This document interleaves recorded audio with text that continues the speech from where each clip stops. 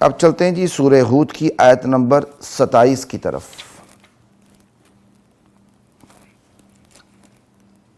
فقال الملأ الذين كفروا من قومه ما نراك إلا بشرا مثلنا وما نراك اتبعك إلا الذين هم أراذلنا بادي الرأي وما نرى لكم علينا من فضل بل نظنكم كاذبين۔ نوح علیہ السلام کو ان کی قوم کے سردار کہنے لگے، بھائی آپ بھی تو ہماری طرح ایک بشر ہی ہیں نا، تم بھی تو ہماری طرح ایک بشر ہو، ایک انسان ہو، کون سے تمہارے اندر اضافی خصوصیت آ گئی؟ اور جو تمہارے پیروکار ہیں وہ ہمارے معاشرے کے رذیل افراد ہیں، سفلے لوگ ہیں، اور ان سفلے اور رذیل لوگوں نے بھی تمہاری جو اتباع کی ہے نا وہ بے سوچے سمجھے کی ہے،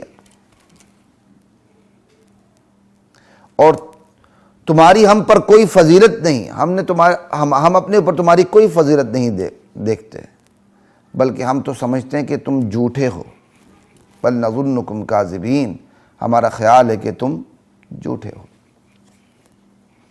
اب یہ نوح علیہ السلام کی قوم نے نوح علیہ السلام پر جو اعتراضات کیے ہیں، جو سوال اٹھائیں، وہ اس آیت میں 3 ہیں۔ ایک یہ ہے کہ تم انسان ہو، دوسرا یہ کہ تمہارے پیروکار معاشرے کے کمی لوگ ہیں، اور تیسرا یہ کہ ہم تمہیں جھوٹا سمجھتے ہیں۔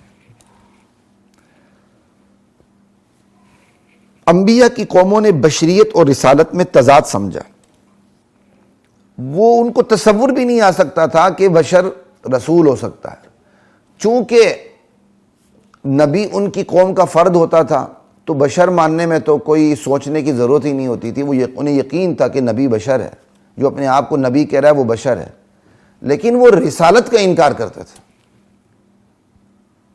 آج اس کے برعکس ہے۔ خیر الحمدللہ اب تو شعور کافی پھیل چکا ہے، اب جو پہلے عدم بشریت کی بات کرتے تھے، بشر نہ ہونے کی بات کرتے تھے، نور کا رٹ لگاتے تھے، اب وہ بھی ماشاءاللہ اب صحیح ہو رہے ہیں، بشریت کا اقرار کر رہے ہیں۔ لیکن بشریت اور رسالت میں تضاد سمجھنا یہ کافر قوموں کا شیوہ رہا ہے۔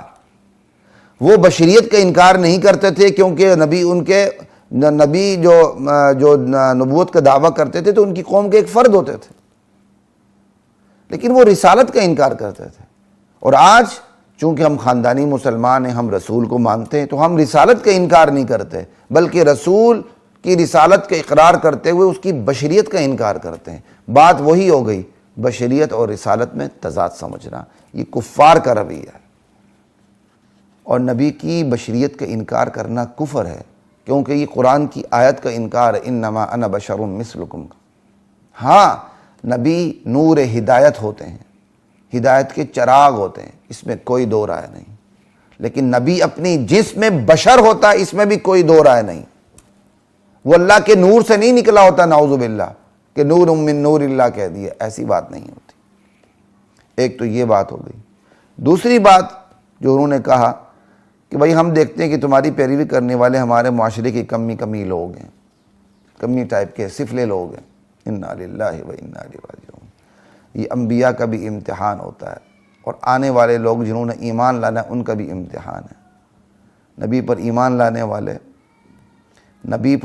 لانے والے کمزور لوگ ہوتے ہیں ابتدا میں، اسی کو وہ دیکھ کے کہتے تھے کہ یہ سفلے لوگ ایمان لائیں، اور یہ سرسری طور پہ لائیں، یہ سفلے لوگ بھی انہوں نے بے سوچے سمجھے تمہیں نبی مانا، انا للہ و انا الیہ راجعون۔ یعنی یہ ان کا حال تھا کہ انہوں نے معاشرے کے اندر طبقات قائم کر رکھے ہوئے تھے، اور معاشرے کے اندر جو طبقہ جو ہے وہ تقوی کی بنیاد پہ نہیں بلکہ مال و دولت اور اختیارات کی بنیاد پہ تھے۔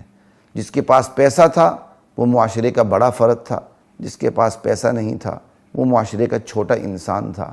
کافروں کا یہی رویہ آج ہمارے ہاں بھی موجود ہے۔